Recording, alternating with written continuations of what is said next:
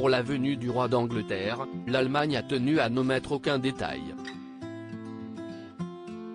Alors que Charles III devait accorder sa première visite d'État à la France dès ce dimanche 26 mars, finalement reportée suite aux contestations sociales présentes partout dans le pays à cause de la réforme des retraites, c'est finalement en Allemagne que le monarque s'est rendu ce mercredi 29 mars pour son premier séjour à l'étranger en tant que roi. Un voyage durant lequel le roi a reçu un très bon accueil, de la part de la population comme de ses hôtes. Et pour cause, tout a été fait pour que le roi se sente à l'aise. Dans un article du Mirror daté de ce mercredi 29 mars, les journalistes anglais ont révélé que, selon un fonctionnaire du bureau présidentiel allemand, les organisateurs sont allés jusqu'à vérifier à plusieurs reprises les stylos qu'allait utiliser le roi lors de ses visites, et ce afin d'éviter qu'un incident semblable à celui que le roi a connu au tout début de son règne ne se reproduise. Un instant de colère sur lequel le roi était très vite revenu avec humour par la suite.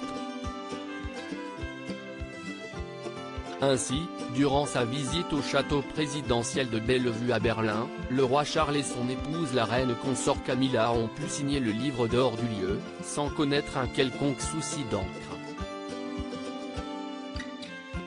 Pas de doute, la qualité allemande était bel et bien au rendez-vous lors de cette visite. Charles III, Camilla, Kate Middleton.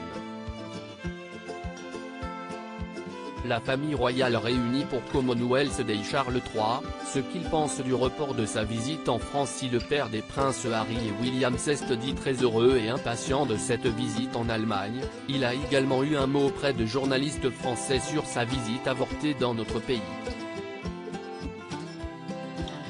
Alors qu'il prenait un bain de foule près de la porte de Brandebourg à Berlin et serrait les mains des habitants, une journaliste de BFM TV a pu demander au monarque ce qu'il aimerait dire aux Français, ce à quoi le roi a répondu: "It is very sad", traduisez c'est vraiment triste d'avoir manqué son séjour tel qu'il était prévu à Paris et Bordeaux. En attendant sa venue, le roi d'Angleterre a tout de même été mis à l'honneur dans notre pays ces derniers jours, après que sa statue de cire a été révélée au musée Grévin.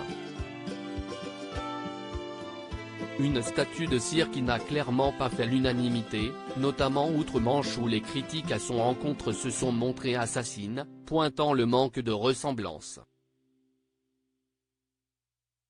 D'ici la future visite du roi, son pendant en cire sera peut-être alors retravaillé.